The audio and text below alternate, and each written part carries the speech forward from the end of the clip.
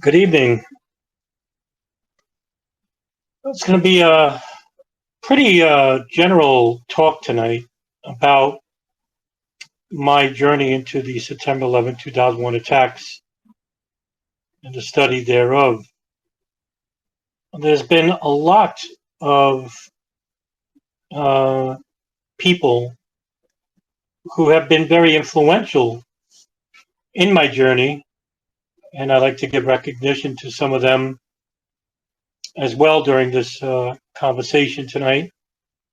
Um, and also what I think are the learning curves about how we can treat the events of September 11, 2001 without the need for advocating to certain fringe conspiracies. Now, this is not a debunking conversation because I do not adhere to the total ideas of debunkers. I wouldn't call myself a debunker, but I wouldn't call myself a truther either. I'm not the truther in this sense. I call myself a skeptic. I'm very skeptical about what was given to us by the federal government, but I'm also skeptical of the fringe conspiracies involved. And what I'd like to do tonight is basically go over my experience into why I decided to investigate the events of September 11, 2001, and also my experience in dealing with this duality of, say, the official narrative and those of the fringe conspiratorial mindset, because in between is where I'd like to say is the truth of the matter. But what is truth? And tonight I'd like to explain what that means to the people as well, what it means to me and what it means to you. Because what I fear in the end is that if we do not pay attention to what is happening with the events of September 11, 2001, it will end up just being like JFK and the assassinations of Martin Luther King, John F. Kennedy, Malcolm X, and most any large-scale event that has affected American history. So how do we look at the events of September 11, 2001? Well, for me, basically, I was in New York when the attacks happened. And I, at that time, I was basically alone. And I was on top of my friend's apartment where I used to live in Ridgewood, Queens. And we heard about the first plane. We did not see the first plane. We're about approximately 8 to 11 miles away from New York City. And I don't have a car, so I don't drive, and I don't know how to drive. So I bear with me about mileage and distance because I'm not very good with that. But I was approximately about 8 to 11 miles away from New York City. And if you've never been to New York, it's a very visual city, whereas you have multi-level tenements. Some apartments are 4 stories, some are 3, majority are 3. Then you have 5 to 10. I mean, these are old houses too, built in the mid to 1800s. And 5 boroughs, Staten Island, Queens, Brooklyn, Manhattan, can all see what was happening. And across all these rooftops, you have thousands of people who are watching this incident unfold. At the time, we had not known what was going on. We actually thought, just like Wind News Radio, 1010 Winds, a radio station here, said that it seemed to be that there was a plane crashing into the World Trade Center. And just like everybody else, we had no idea about terrorism. We didn't know anything about it. And we generally think, I think I'm safe to say, generally thought it was an accident. But that all dissipated when the second attack at the South Tower happened. And when that happened, it basically shocked many people to the point that this couldn't be happening to us.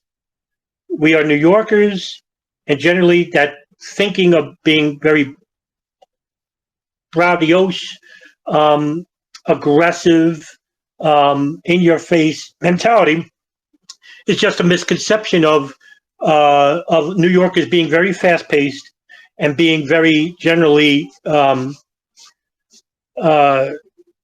conceited, but very proud of their longstanding heritage as being the place where everybody wants to go, and having the two of the world's tallest buildings at the time, which gave an air of superiority. When the attacks took place, we were very much shocked. And at this point, the smoke that was coming out of the towers was covering miles and miles of lower Manhattan into the west. And it was a very clear day, Tuesday, too. And I was in shock at the time, and I'm very unemotional. But I was very surprised that this was happening. And all any ideas of thinking that, the firemen would save people dissipated when the South Tower had collapsed. Something that we never thought would happen at the time.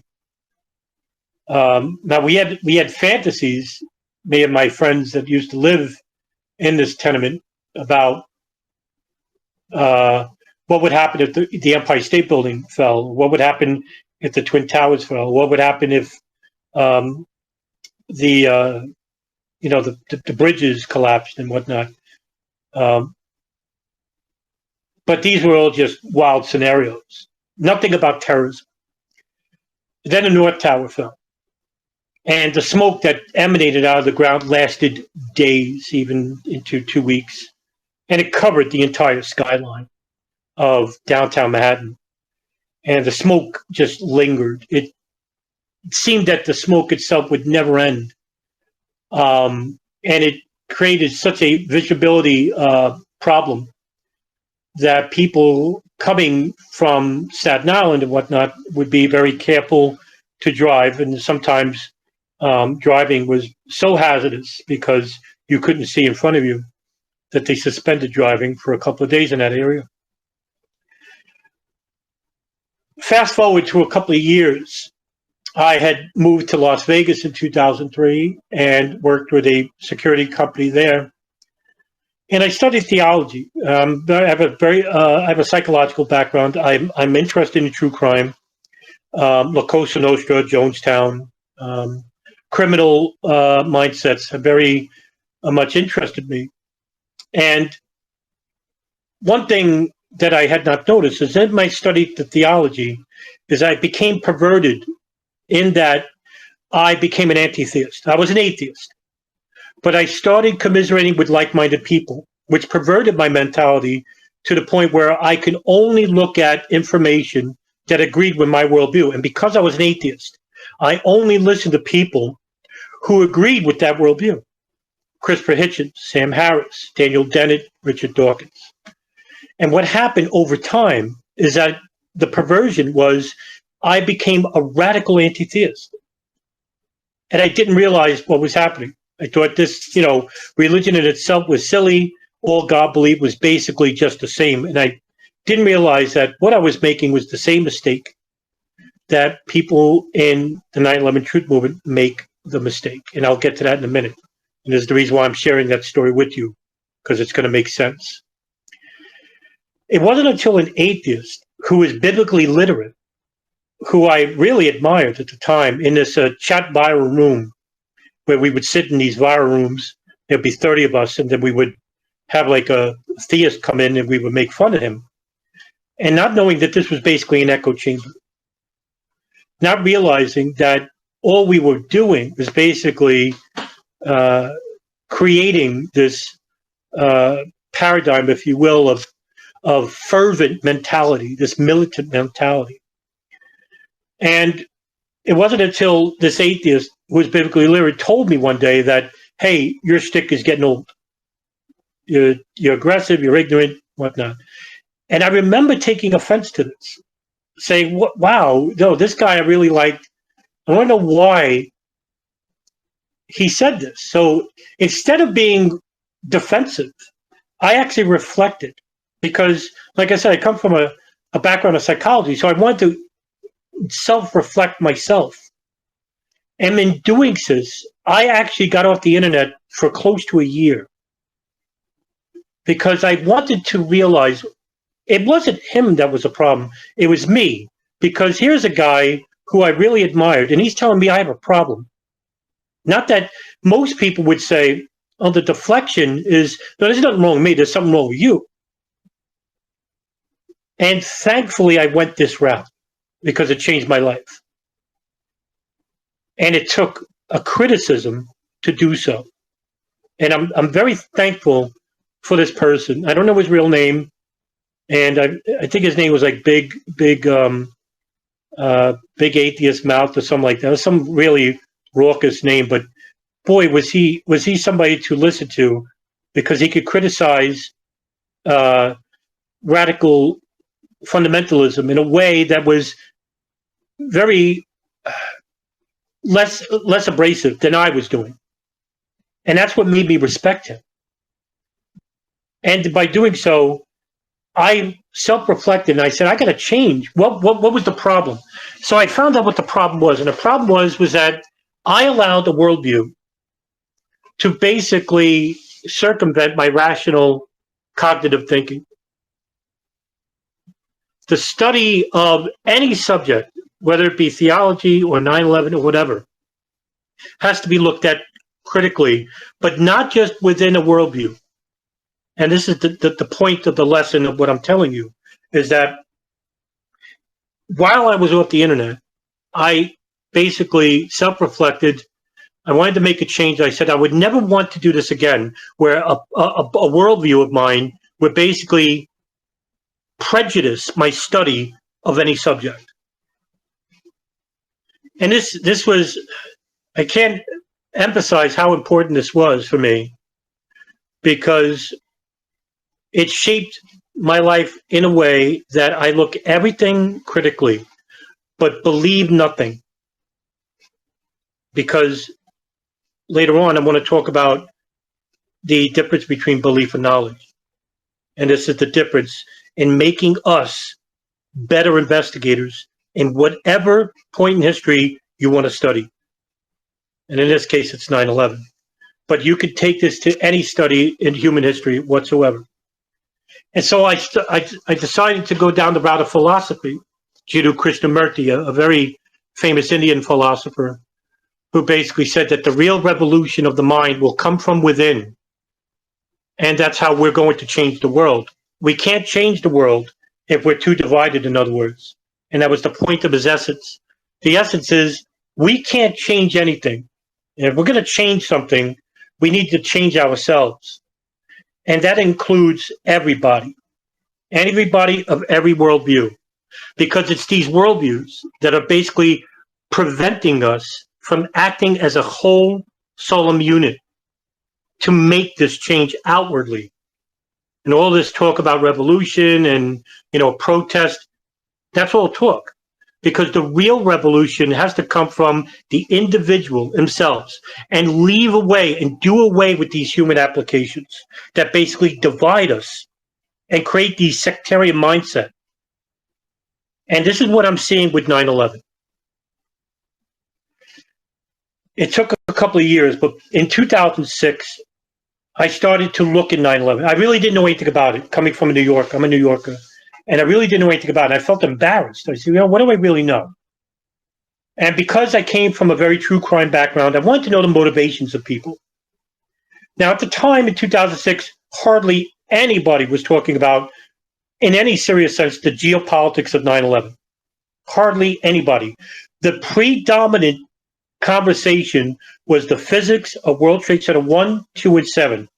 And one of the very first websites I came across was the James Randi Foundation, JREF, where you had people like Tony Zambati, Niels Harrod, I believe. I don't want to say Stephen Jones. I don't think he ever went there.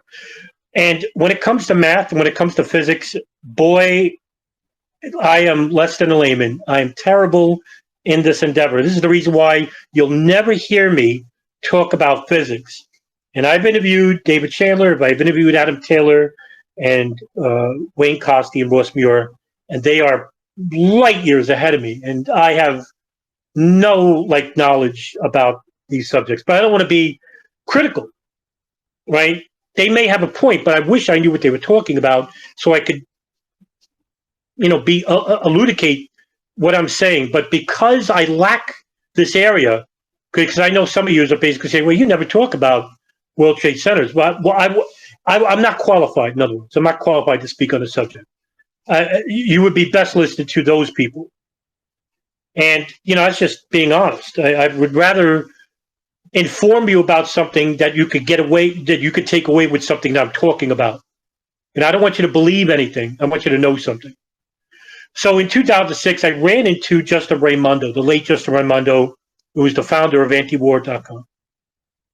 And around that same time, I got to know who Ryan Dawson was. And Paul Thompson, who wrote the Terror Timeline. And around this period, 2006 to about 2010, I became a voracious reader of 9/11 itself. And one of the very first documentaries I came across, unfortunately, was a documentary called In Plain Sight. It was co-produced by Dave Von Kleist. Now, again, this is a very key period in 9/11, because between 2006 and 2010, every single film and documentary about 9/11 was based upon the fringe conspiracies of 9/11. And I'm going to discuss about this in length because, like I said, there are conspiracies of 9/11, but then there are irrational conspiracies. And unfortunately, the most popular film in all of 9/11 at the current time is Loose Change.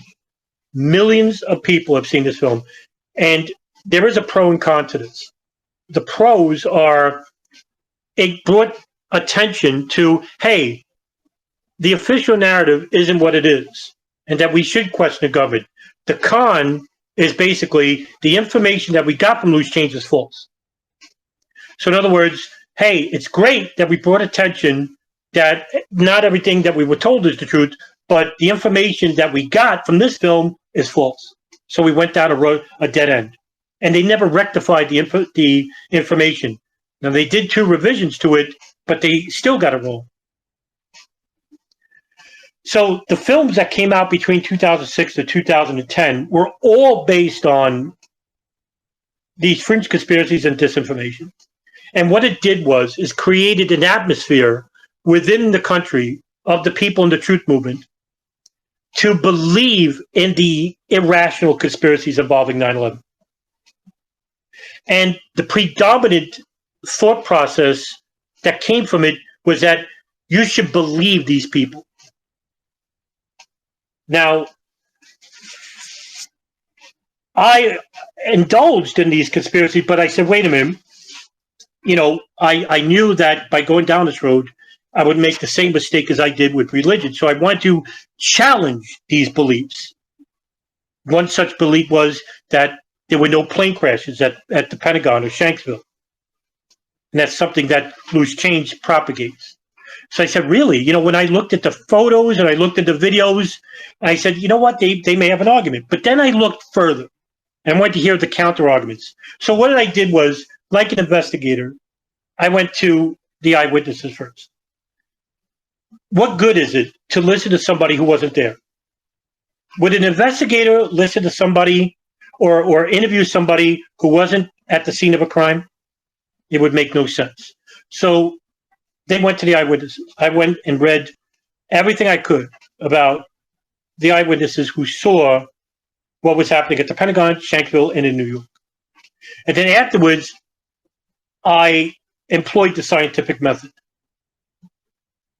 And the scientific method are basically 7 steps. And the first step is to ask a question that you want an answer to. And then you perform the research behind that answer. And then you establish a hypothesis. And by testing that hypothesis, you conduct an experiment. And then you make an observation. And then through that observation, you analyze the results and draw the conclusion in which at the end, you present your findings. Does this make sense? Is this true? Or is this false? And it goes back to what we believe and what we know. And this is key to understanding anything relating to 9/11. And what these films basically did, and in my areas of study, I became very critical, but very unbiased. And this was key because I didn't have any worldviews up to this point. Now, I'm still an atheist, but I don't dismiss spirituality, for example. I do tend to look critically at monotheism, but I tend to be less critical of deism, the idea of like a deity existing outside of the world, one that doesn't interfere with human affairs. I'm critical of like racism because it makes no sense, but I'm very much more privy to culture. Yes, we have different cultures, but we're still the same people. I'm critical when it comes to government, but at the same time, I'm not critical when it comes to community, because there is a difference. That yes, the government is supposed to be for the people, by the people, but as we could see, that's not the case. But I still believe in the people. I still have faith to believe in people, that we can make change. So you can see that there is a difference between, say, religious spirituality, government and community, racism and culture. And when you look at outside these paradigms and these divisive constructs, it's almost like you live in the Matrix. Like this world is basically different than what's being perceived to you. And this is exactly what the government wants you to be. They want you to be dependent on themselves. They also want you to be divisive and very suspicious of one another, and even at times internal conflict. This is how they could control you.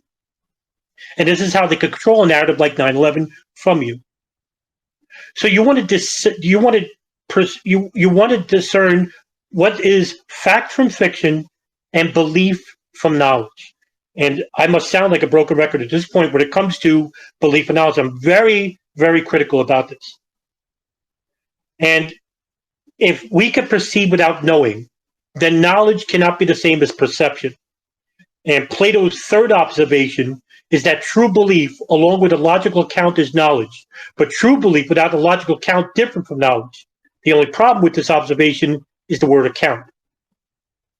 You can believe whatever you want about 9/11, but do you know anything? You could believe that there were no planes. You could believe that there were no hijackers. You could believe that the Bush administration is responsible for the terrorist attacks of September 11, 2001. You could believe Israel was behind the September attacks of 2001. Do you know it? And that is the essence of my channel, of what I post. Because what I am hoping to do is to get people to know something rather than believe something. And this is my essence, my drive involving the events of September 11, 2001 is that in itself.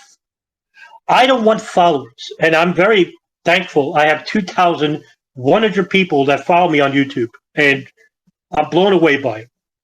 It may seem like a small number to you, but to me, it's an enormous number. 2,000 people are actually following whatever I'm posting. I don't want followers. I want leaders. I want people to get away, to take something that I'm posting, learn something, and then they become the leaders, the teachers, and open up their own channels or written work or whatever, post something, because that's how you build a movement. The radical movement I was talking about that was uttered by the late Jiddu Krishnamurti. That's how you build a revolution. A revolution of educated, knowledgeable, and less divisive unit that we can actually make change. You want to hold people accountable for 9/11? Well, then the only way that we could do that is to disassociate from any preconceived biases, like how I used to be. That's the reason why I told that story. And to look at 9/11 without any preconceived worldviews, biases, prejudices, like a real honest investigator would. Just imagine if an investigator comes across a murder scene and the first thing he says, "I know what didn't happen here." You would be horrified. But how can he make that assertion by just looking at the crime scene? Well, he must be prejudiced about something. you investigate the evidence, you listen to the eyewitnesses, and then you formulate your hypothesis and test to see if that hypothesis is true. And that's what I'm hoping that my channel is doing to educate people responsibly. Because I do want change. And it's fine that we say we want change, but I really mean it.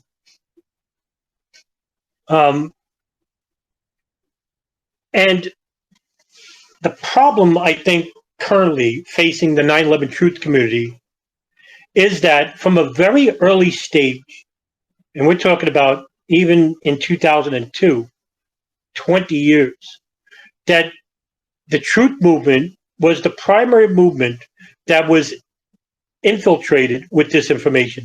Now, whether this was manufactured or not, I can't say. I'm not going to go out and say that people like David Ray Griffin, for example, is an agent of the state. I don't believe that to be the case. I can name you 50 people that propagate fringe conspiracies that turned out to be false. You may have heard some of them. David Ray Griffin, Christopher Bolin, Rebecca Roth, Pilots for 9/11 Truth, Citizens Investigation Team, Richard Gage, for example, not his physics, but now his geopolitics, Barbara Honegger, Judy Wood, Jason Burmis, Jim Fetzer, and there's so many more, that it created a new faction within the truth movement that believed in irresponsible, extremist beliefs that defy rationale. And because they did this and went down this road, a large percentage of people in the truth movement have now become an embarrassment to the public eye. And you'll notice that I make some critical videos to these people because what I'm trying to do, and it's an uphill battle, is try to circumvent the damage of these fringe conspiracies. While at the same time, I'm trying to get more information from the levels of federal government that are hesitant to share information with us. So there is two wars at frontier currently. One is a war of disinformation that are coming from, unfortunately, this fringe percentage of the truth movement, and a war for information from a very hesitant federal government who is basically still covering up the crimes of the intelligence apparatuses. And I'm talking about the crimes of malfeasance and maybe foreknowledge. I can't go beyond that. That would be dishonest. But right now, I can make a great argument that there was foreknowledge within certain elements of the intelligence apparatus pre 9/11, of course, and then a cover up afterwards. But this is a war, like I said, on two fronts, and the front that we don't need the effort to fight in is the war for disinformation. You would like to think that everybody is on the same page. Hey, we want to make a new investigation, for example. We can't get there if we all are believing in certain beliefs. Like I said, you can't do nothing with belief, but you can make a change with knowledge. You can, for example, you can't go to court and basically say, Your Honor, I believe that there were no hijackers on these planes. You have to show evidence for this. And the evidence is that there were hijackers on these planes. Now, another problem that I see within the truth movement is a problem that is predominant. And that is that the quote unquote, the official narrative is false. Everything about it. It's a general description. And I think this is a mistake. Because what is the official narrative? This is something I ask people in the fringe not the truth movement, not to rational truthers, and there are many of them, but to this percentage of people who believe in the irrational theories. I ask them, what is the official narrative? And from my experience, yours may be different. My experience is the official narrative from them is 19 radical fundamentalists hijacked 4 planes and crashed them into the World Trade Center, Pentagon, and Shanksville. Meanwhile, World Trade Center 1, 2, and 7 came down by controlled demolition. Anything outside of that discussion will get you a deer in the headlights look. And that is because most people that believe in these extremist views of 9/11 do not read anything outside of that worldview. And this is the reason why I told you about my story about the worldview that perverted me to believing in an echo chamber, was standing with an echo chamber. And this is what's happening right now in the 9/11 truth community, whatever's left of it. It isn't like back in 2006 or 2010. It's very small now, fractured because of this. And so the official narrative, there is no true official narrative. Now, if you're going by the 9/11 Commission final report, well, that's just a story, but the official account is incomplete. And that's the truth. Not everything in the 9/11 Commission report turned out to be complete. It was missing a ton of information. A lot of the information was classified, even from the commission members. There was a lot of information that was told to them behind closed door settings that they didn't put in the official report, such as a Defense Intelligence Agency operation named Able Danger, or the NSA wiretaps of Osama bin Laden's satellite phone from 1992 to 1998, or the Yemen hub and Al-Qaeda communications hub from 1996 to 2002. They didn't put that in the 9/11 Commission report. And because the 9/11 Truth Movement did basically, in general, don't read and only listen to information that agrees with their worldview, they don't know the competing narratives to their own beliefs. And this is the reason why it's almost like it's a religion of sorts to them. Then anything outside of this worldview is a conspiracy. It is an attack on their worldviews, and that you are part of that system. You're a shill. You're a government operative, or you're a debunker. You're the outsider, and you have to be defeated at all costs. And this is the reason why what happened to me was that I didn't deflect. I self-reflected, which I'm internally thankful for. And so the information that they're not getting, which is ironic because it shows a greater conspiracy involving pre-intelligence and the federal government, as well as domestic and foreign intelligence. Now imagine somebody who doesn't believe that there was hijackers in these planes, but at the same time, they want to blame Israel, or they want to blame the CIA, or they want to blame the Bush White House. The irony of that position is by eliminating the hijackers, they have eliminated foreknowledge about the event.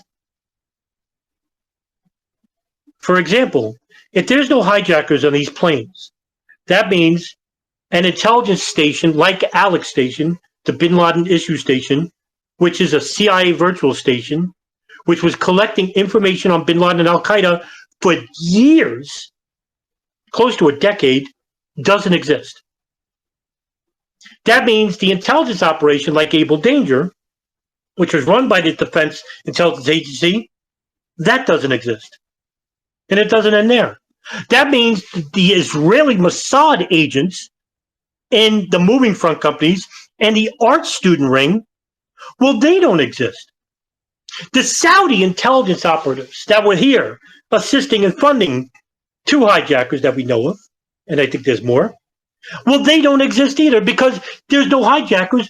All of these operations don't exist. They're all absolved. And because of this, earlier foreign policy guidelines that are coming from the information that's collected by these services also cannot be completed. Iraq, Afghanistan, Libya, Syria, Pakistan. And what this does, and they don't realize the mistakes of their own position, makes them for a limited conversation. You'll always get a person who responds to you with, say, a video, and it could be 2 or 3 hours long. But they couldn't tell you what's in that video. Listen to David Ray Griffin, here's a video. Listen to Rebecca Roth, here's a video. Well, what's in the video? If you're talking about a specific incident, say hijackers, the general response is that the fringe conspiracist will just respond with a video. In the same fashion, if you ask somebody who defends the fact that, oh, the general consensus of the official narrative is true, that you'll get the 9/11 Commission report. All of this that I told you today is what is happening right now with the 9/11 Truth Movement and the groups that are affiliated with the study of 9/11.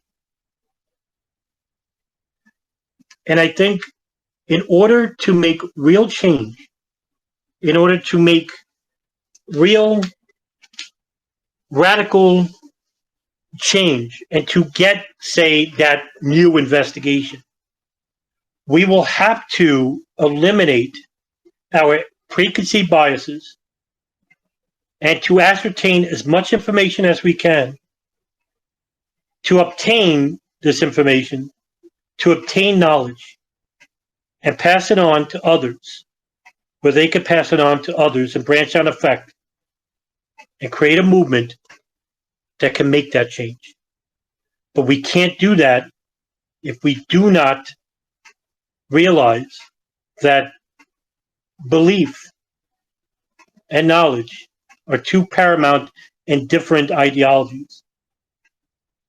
And if we don't fight for information and we allow disinformation to become paramount to whatever is left with the 9/11 Truth Movement, we will end up just like JFK and every other past tremendous event that involves a conspiracy by the government to become an afterthought.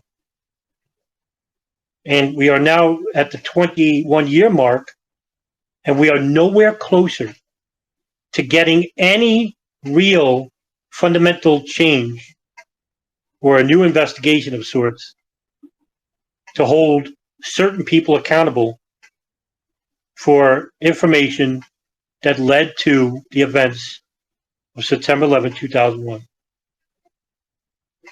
And I think what I could do from here is open up the floor for questioning. If you have any questions, I'll be happy to entertain your questions. You just raise your hand if you want. But yeah, that's what I think is happening with 9/11, and that's how I want you to become more learned, more knowledgeable about 9/11. And there's a lot of egos at play here. There's another thing, especially within the skeptic community that I've seen, is that there's a lot of people that think they're the experts. I'm not an expert. I just have, the only thing I have over most people is I have a lot of time. And that's because I'm single. You know, people have families, children. I don't have none of that. So I can read more than the other person. And the government knows that too.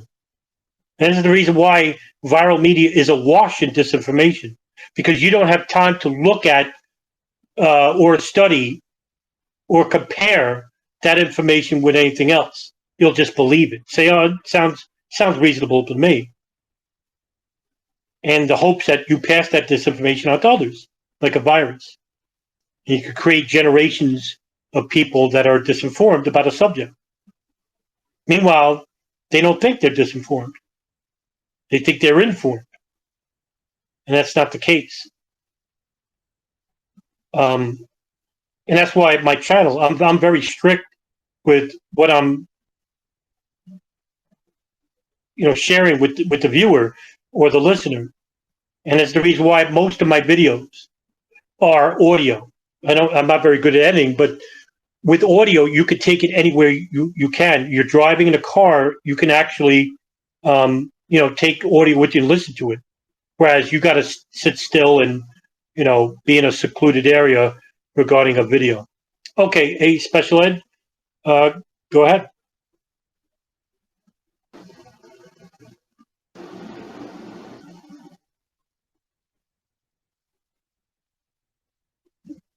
You're muted. Something's weird with my audio. Can you guys hear me? Yes, I can hear you, pal. Oh, okay, cool. Hey, how's it going, Adam? Hey, how are you? I'm good. It's been a long time. Yeah, it's great to hear you again. I'm glad you're picking up on these spaces again. I'd like to thank you for your time, your invaluable just contribution to this space.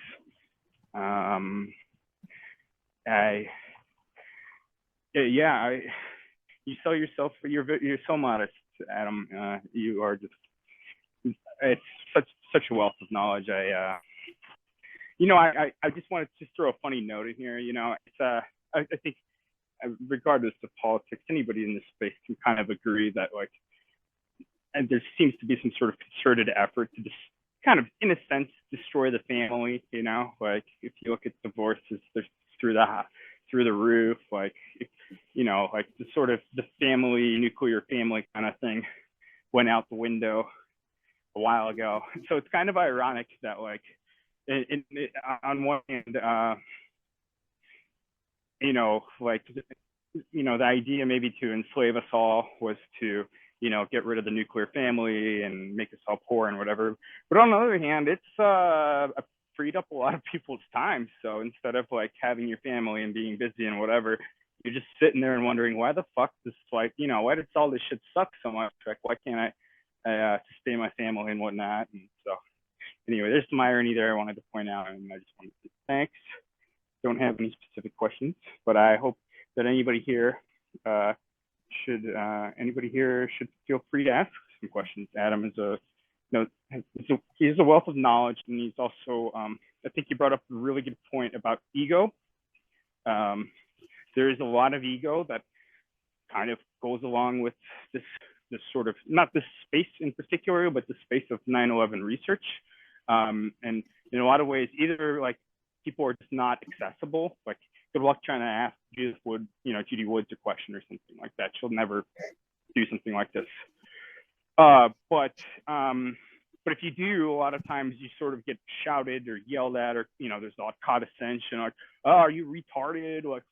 Come on, of course, there's no way they could have done a U-turn and hit the Pentagon. Come on, man, are you retarded? That's something you don't get with Adam. And so I think it's if you have questions, feel free, just ask them.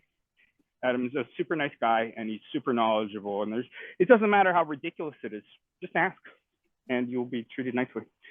And yeah, anyway, I yield my time. Hey, thanks a lot. You know how to make a guy blush. But no, hey, I will never put myself over anybody. And I want, back when I talked about 2006, back then I didn't have anybody to turn to regarding my learning of this specific event of 9/11. And so that made it a lot harder, because I wanted to talk with certain people who were basically inaccessible, or thought they were inaccessible to the common public. And I said, if I ever got to that point where I could be knowledgeable to an extent, and somebody asked me a question, I would never rebuff them. I would never think, hey, why is this person who's new, is asking me a question? I will I will answer a question from anybody at any time, at any level, because, like I said, I don't want them to feel alienated, and I want them to feel helpless. In that, we have, like I said, we have too many egos in this circle, and I think that's a real crime about 9/11 itself too, is that we have too many people that think they're better than everybody else, and I never think that way, and I don't want people to think that way with me. But go ahead, especially.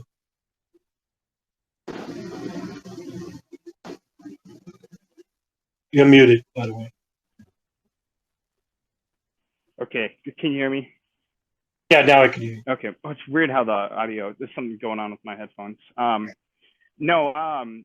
So I just figured I'd just spark off the discussion here with a couple things. One, maybe if you could elaborate a little bit on sort of, I don't want to drag you into the weeds of like the most popular sort of narratives that have been, let's just say, promulgated by the sort of the quote unquote truther crowd, like Pentagon and holograms, etc.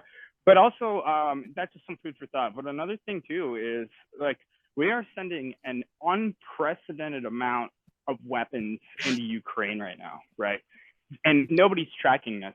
And of course, I think, well, most of us probably know that the origins of 9/11 was, to a large extent, it was us funneling weapons to the Mujahideen in Afghanistan back in the day.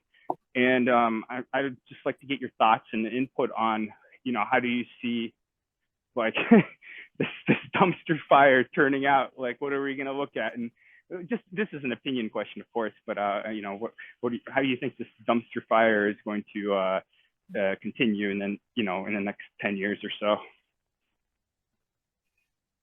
Yeah, hey, Special Ed.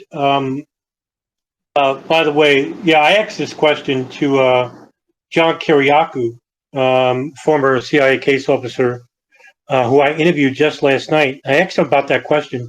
I said, do you see any similarities between what is happening in Ukraine with the CIA spending, millions, hundreds of millions, even billions of dollars to these, the army and the rebels, or these separatists in the region, to say what was happening in 1979 Afghanistan, when the CIA under Operation Cyclone was giving hundreds of millions to the Pakistan ISI, because we didn't give directly; we had to go through them, because the Afghans and the Arabs didn't want to see this as an American war. And we spent billions, millions, hundreds of millions into the Mujahideen, in which later on they became the enemy. And John Kiriakou basically said there is a strong similarity of what is happening in Ukraine, because you have not religious fundamentalists, but nationalists, right-wing nationalists, like the Azov Battalion and the Ukrainian nationalists, the organization of Ukrainian nationalists that was created under Mykola Lebed, who are now going by another name. These guys, these radical factions, they change their names every once in a while so people can't recognize them. But there are great similarities here. Now, I'm not saying that what is happening in Ukraine is definitely going to happen just like how it played out with Afghanistan, but history has a tendency to repeat itself. And this is what's happening right now in Ukraine. I mean, are the Azov Battalion going to become the new Mujahideen in the region?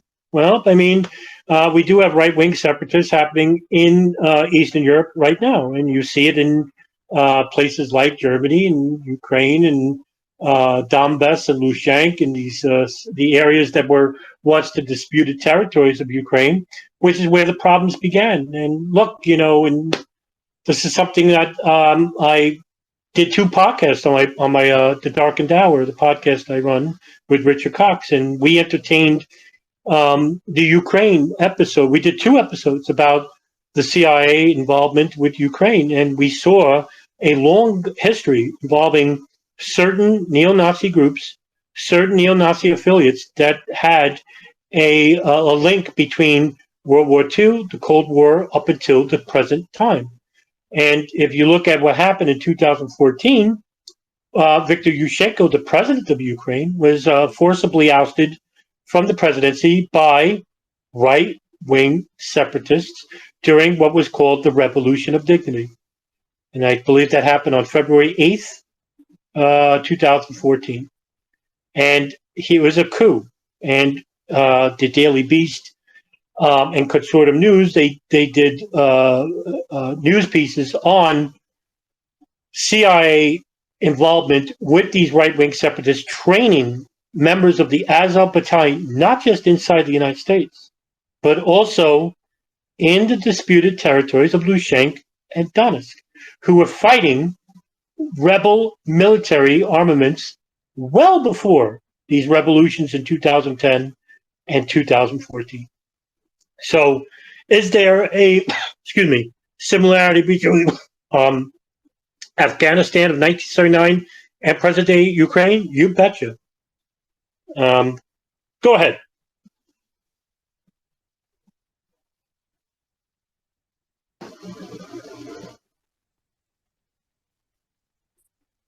You're up.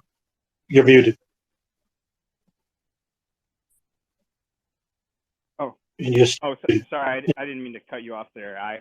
It's weird. No, go ahead. Yeah, usually when I request the mic, there's something going on with my headset, and it's making Twitter freak out, because usually That's all right. I like, when you become a speaker, you just mute your mic, and then you don't have to request every time. So anyway, no, I actually, so I kind of want to bring this back to 9/11. I think there's a lot of people in this crowd that I've seen. Like, the avatars kind of look familiar, but I think they're kind of maybe a newer crowd.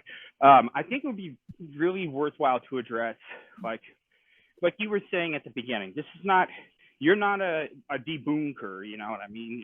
This isn't a debunking thing, or skeptics for truth, skeptics, whatever. Like, there was okay, so put it this way. You have a lot of these kooks and these kind of, you call them fringe conspiracy theories, but I would say, unfortunately, they're, in terms of conspiracy, it's a very fringe thing to believe, but it's very widely distributed. But they tend to, let me just put this, let me start it off with this. Let me say, there are just unending, verifiable, 100% document-based, like, just evidence that there were foreign intelligence agencies involved with 9/11. Not to mention our own CIA. You have the Saudis, and we have these lawsuits that are bringing up, these documents are floating up. You have the Israelis, which had their art student ring, which is one of the largest intelligence operations that was ever busted. And you also have the whole moving company, Urban Moving Systems. Sorry, I'm turning this into a huge question kind of thing. But what you see, there's two dynamics in the quote unquote fringe conspiracy movement. The hologrammers, or planes didn't hit, it was missiles. Like, well, actually, not really two dynamics.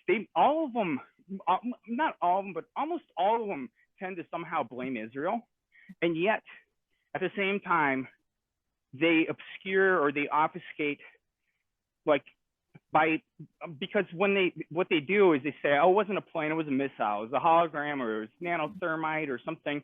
Like, the link to these foreign intelligence agencies are the hijackers. And so on one hand, they're blaming Israel, or say Saudi Arabia. On the other hand, they're peddling these conspiracy theories that remove any possibility of that happening. If it happened according to their theory, there is no link anymore. And I think that's just like I'm not super eloquent on this question, but I think you know what I mean. Just kind of, I don't know if you could wrap that up in some like presentable way. I get what you're saying, actually, and I'm glad that you elucidated the point, being that we have a bias within the fringe conspiracy movement. Now, if you notice something, this is something that, from my experience, I've noticed, is that most fringe conspiracy theorists in 9/11, and I'm talking about people who believe in these extremist, irrational conspiracies, they also have a very warped and twisted view of politics. And it mostly comes from the right wing. And I'm not talking about classic conservatism. That would be a rational right wing point of view. That would be anti war, right? These people, I'm not talking about people like Tom Cotton and Marjorie Taylor Greene and Matt Gaetz, the real war proponents, people who have a warped view of religion, where it's nationalist, evangelical, which has nothing to do with the spirituality of the teaching of Christ, have promulgated a lot of these conspiracies. Now, if you look at the politics of, say, Alex Jones or Jim Fetzer or Christopher Bolin, and Rebecca Roth, Barbara Honegger, you'll see a very, very extremist right-wing view of politics and religion, and it's almost like a paper trail of what type of information you're going to get in dealing with a person like this. Not to say that there are extremists on the left, there certainly are, but they're much less concerned with 9/11 than the people of the extremist right. People of the extremist left don't make up basically these fringe conspiracies of 9/11. A lot of these extremist leftists are basically the ardent debunkers that I've seen. It's like a very moderate percentage.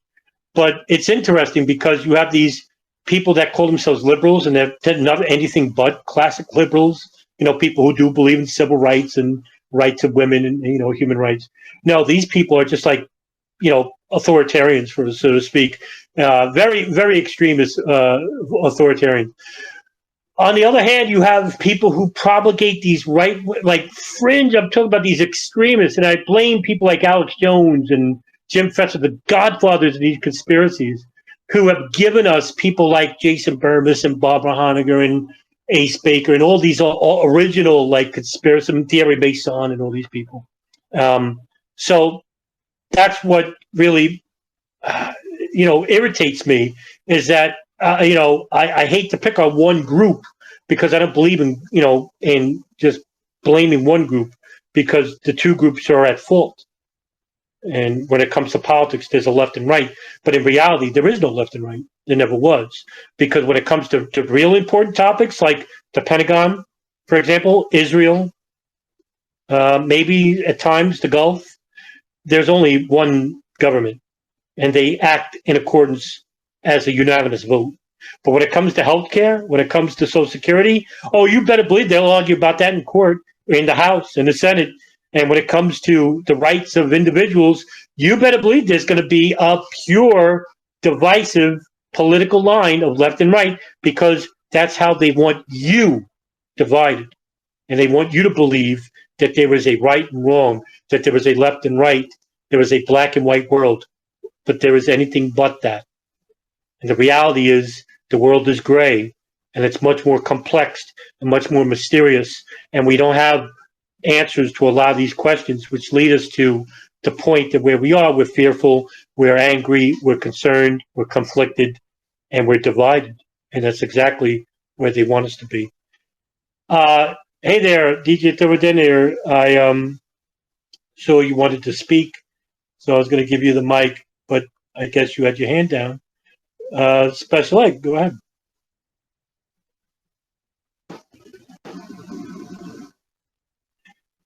I guess you turned your mic down. Oh, there we go. There we go. Go ahead. You're on mute, Nelson. You're muted. Oh, okay. You can everybody can hear me? Yeah, I can hear you. I can hear you. So everybody else is hearing. Okay, this is me testing it out for the first time, I guess. Yes. Yeah. No, I was just just trying to log in. I was still listening to what you were saying, but at the same time, it's this area right now is what I'm slowly trying to work on to address at the ending of the new film that I'm still releasing in parts. And yeah, it's just kind of just trying to simplify it. What the problem is rather hard. Yeah, listen, good luck with that, right? I mean, you of all people should know this DJ Over Dead is I consider one of the best researchers I've ever come across regarding 9/11, and he's made a ton of films, and they're all like Britannica films, by the way. The key thing about his films is that they're all basically news articles, news videos that tell a story in chronological order. He's the only filmmaker that I ever seen do this. The only other person I've seen do that is Paul Thompson. He wrote the Terror Timeline. I listen. I think there's a problem, and before you even came in the room, I want to tell people that the problems facing society today is that there's disinformation and a lack of information, and that we're led to believe something rather than know something. And I told him about my background and my history about 9/11, how I got into it, the story about how I became somebody who was prejudiced by their worldviews, and it was basically religion itself. And that was a learning curve, because what I did was basically acknowledge something was wrong with me rather than deflect and say something was wrong with, that person who's criticizing me. And me and you together, we're basically, we come across these fringe conspiracies like Craig McKee, for example, online, or I don't know who else. There's so many others. Richard Gage, for example, Barbara Honegger, right? And in that, they won't have that conversation when we show them, hey, listen, you're wrong about this subject. And instead, they basically will just become a defense. It's almost like a defense product where they curl up and say, no, you just don't want to look at my information. You don't want to look at the information I provide. Well, the information you provide is basically wrong. And we'll show them where they're wrong. And they'll basically say, well, that's not what was in because what they'll do is they'll refer to their own work as saying that is the essence of the information, when in regards, hey, by the way, your information is wrong. Now, Barbara Honegger, for example, makes a habit of responding to myself and DJ Thermodetonator saying, you haven't watched my film. We both did. And, we both have critiqued it many times. And we are very familiar with Barbara Honegger. And we have conversations with Barbara on email. And it basically spirals out of control because I get very angry. And I get, very abrasive to people like her. But I don't get that way with people who follow those people, because they're victims. And I don't blame anybody who follows Honegger's work, because they are in no better position than the person who basically just reads, say, the 9/11 Commission report and believes it. They're a victim. Whether they're a victim of lack of information or an abundance of disinformation, they're still a victim. But I do blame Honegger, and I'm very critical of people like her. I wasn't that way with Richard Gage initially, until now he decided to investigate the geopolitics of 9/11, and he's spreading these same conspiracies that he promised he wouldn't do. And this is the reason why I'm very anal with these people. But, all right, Special Ed, go right ahead, sir.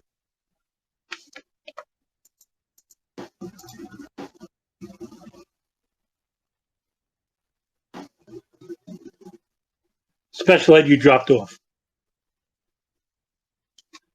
I will pass it on to the DJ. Did you drop off? I guess not.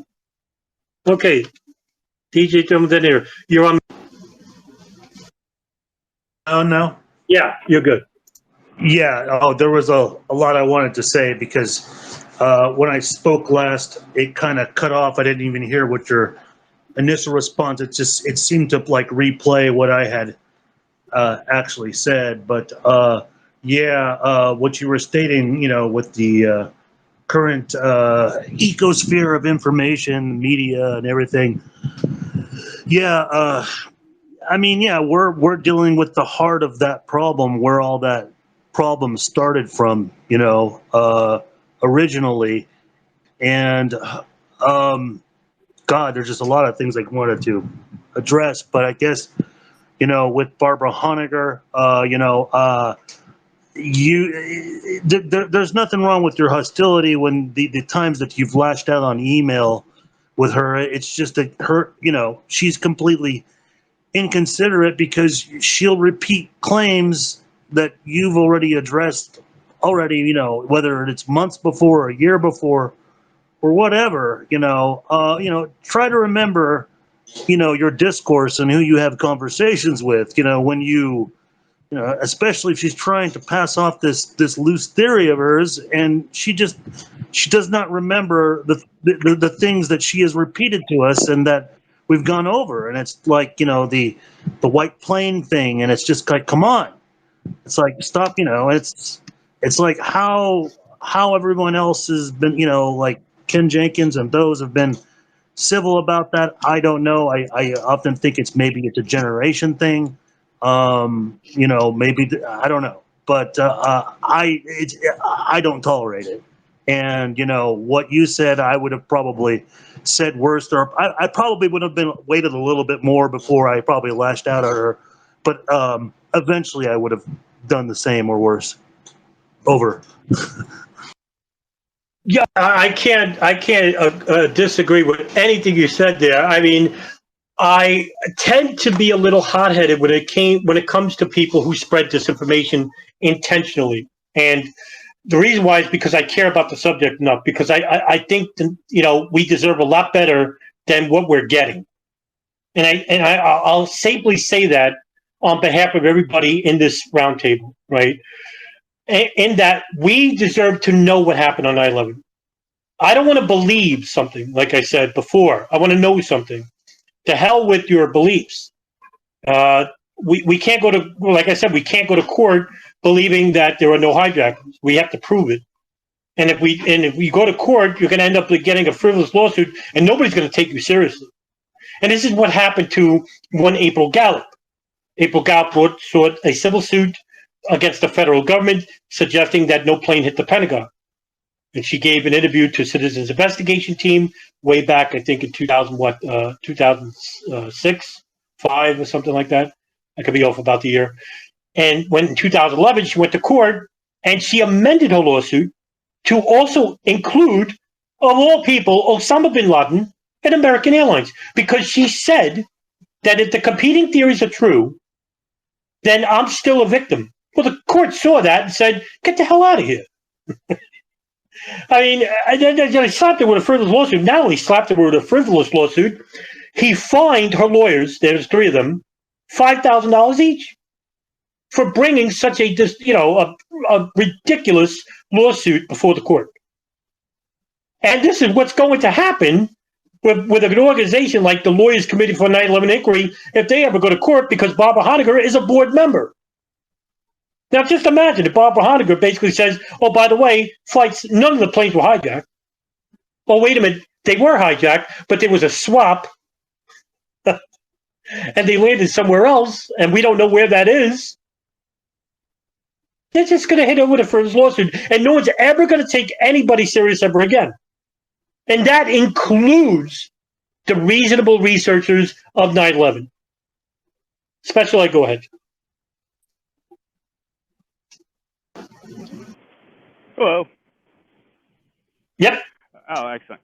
Yeah, I just want to kind of maybe elaborate a little bit on something you said earlier. I actually disagree to an extent that this is, like it's more so the far right that's parroting these kind of talking points. I think there's 2 layers to this. You have the source of the misinformation, the primary source, where it comes from. Let's take Jason Bermas, for example, right? And then you have the person promoting the source. Now, Bermas, for example, He's actually more famous. He's considered kind of a left. He's kind of considered a populist left wing, kind of on the Jimmy Dore side of things, right? I also think it's important to point out that Alex Jones isn't so much a far right guy. He's more of a populist right guy, right? So you have like your populist right and your populist left, and I think the sources like Barbara, I forget, or Honecker and all these people, they come off as neutral. They don't like I forget the guy. I actually watched like almost his whole presentation until the end where he was like, "Oh, there's no airplanes," you know. But like they come off as these factual based things. Oftentimes they'll actually lead their presentations very factually. It'll be like, yeah, and then like Israel did this horrible stuff with the Haganah, and then they had this massacre in Lebanon. It's very convincing because it's true until they get to the point where they're like, they sort of try to tie in like these atrocities that the media doesn't cover. They'll go through a bunch of them that are historically accurate, and then they'll be like, well, like it's just sort of like they try to get you on this trap of like, well, if Israel could do all these terrible things and the media won't cover it, then like who's to say that they couldn't do put a mini nuke in the World Trade Center buildings?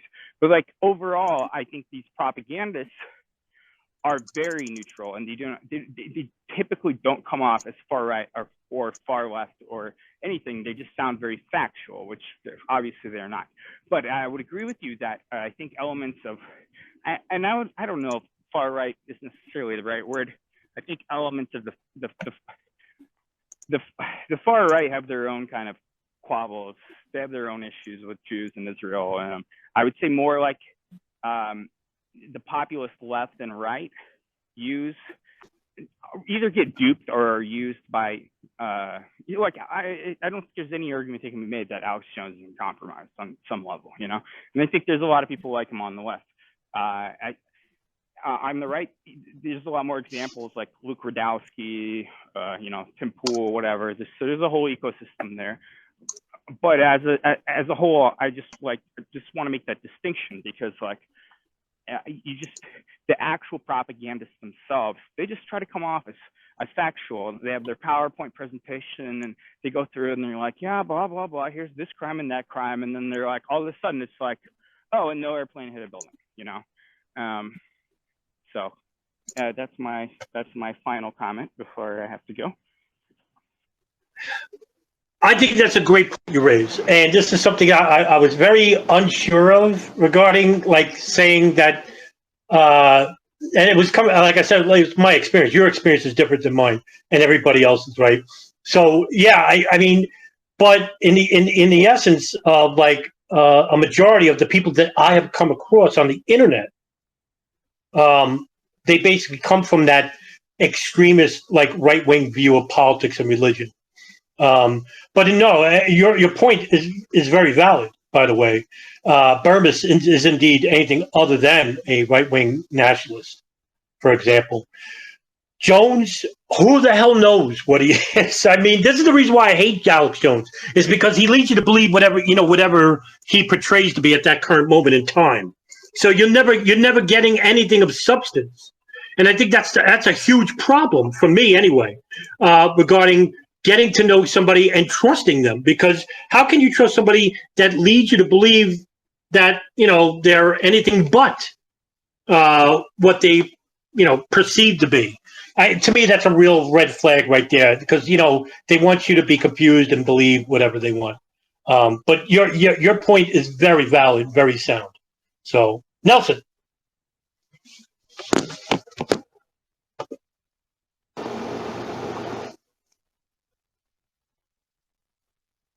You're muted. Yeah, sorry. I don't even. Gotcha. Yeah, I have no idea when you're putting me on. I just don't hear anything, and then I'll hear like some weird noise, and then for some reason I'm instantly muted. That's just weird. But what I wanted to say was address the things that were just mentioned. Looking at the three loose change boys, I think the more accurate way to look at it is, yeah, Burmis is definitely the right winger out of the three. And, obviously he had his little endeavor with Alex Jones for a short moment doing the Info Warrior, and then he left, you know. But I wouldn't say he was as popular. I mean, I would even say Luke Radowski was more popular in that regard, you know, because Burmese doesn't have the narration. I think the real popular person is still more so Dylan. I mean, that's when Dylan Avery, and that's when they usually when they do anything new about Loose Change, or if they interview him on the interview and the anniversaries, it's usually Dylan Avery that gets the interview. And I know with them, they've always been more left. I don't think they were wanted to do the third version of Loose Change, the final cut. And I think I'm pretty certain about this because Corey Rowe had said like last year or the year before on the anniversary that, you know, that the whole truth movement, you know, at the beginning, he to him, he says it was more of a left-wing Democrat move,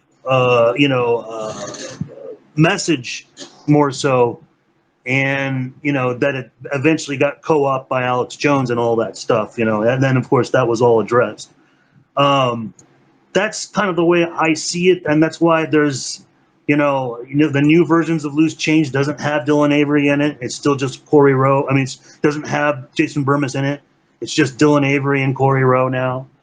And what the other thing I wanted to address was when you were talking about April Gallup and also Barbara Honegger.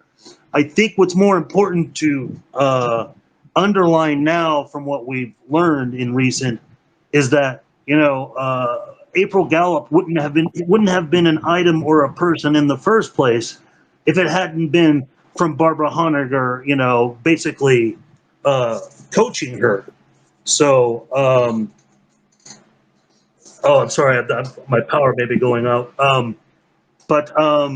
So, you know, it's basically, you know, she did the first interview. She interviewed, you know, April first, and she kind of coached her into trying to portray an anomalous looking, you know, ordeal. And of course, we've caught her in lies as far as what she witnessed in the Pentagon. But that's pretty much what I wanted to say. Over. Yeah, and you know, I always tend to forget that part about April Gallup Honegger is true, and I think the lawyer was William Veal. That's right, William Veal, who basically came out later and said what you said, that it was Honegger who pushed April Gallup and the idea that, you know, there was no plane at the Pentagon and whatnot, and that's what led her down to that road, that disastrous civil suit in 2011. And this is exactly what I'm like me and you, for example, what we're trying to basically do is bring back some sanity regarding the 9/11 discussion by, you know, with you making films, with me posting, you know, documents and files and, you know, 5 to 10 minute videos at a time, and try to overcome or circumvent the disinformation that is abundant on media and viral media today. And I think you brought up something a while back to me, DJ, which, you know, comes to more fruition as time passes, is that, and this is something I know we have a disagreement on regarding the restrictions of people who are propagating, you know, these theories. You know, COVID's been more prominent, but I don't believe in like restricting, say, Alex Jones, who I hate more than anybody, to be off of YouTube. But because this is happening, and because they are being, there's less of them on viral media, it helps us in regards to being promoting real material, real information to people, and we should be taking advantage of them, which we are. And the only thing is, I wish there were more people that were more active on viral media revolving the sharing of information about 9/11 itself. I'm talking about real information, not disinformation. And that's what I think is happening at the current time. Now, will that change in the future? Or, you know, if we see a Republican president like, say, DeSantis, for example, right? when he becomes if he becomes president, which I think he is in 2024. Will we see a return of that fringe conspiracy that the right, these fringe conspiracies didn't take advantage when Trump was in office? I think we might. I think we might. Will this be good? Well, it will bring a lot of attention. What kind of attention will it bring? I don't know.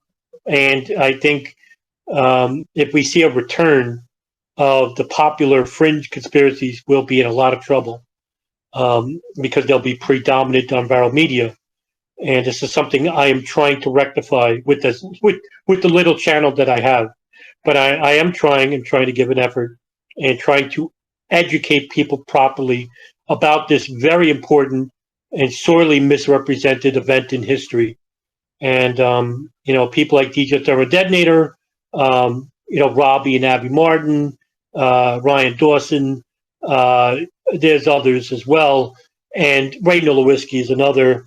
We're trying the best about can. Sean Russell's new podcast for New American Century, which, people haven't heard. Go follow those guys. They're the future of discussion for 9/11.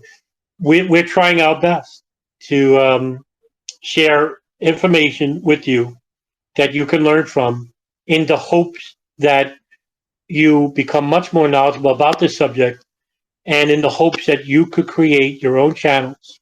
Or if you don't want to create your own channels, you can pass along that information, then that we could create a real movement in the future. And that's what I'm hoping for.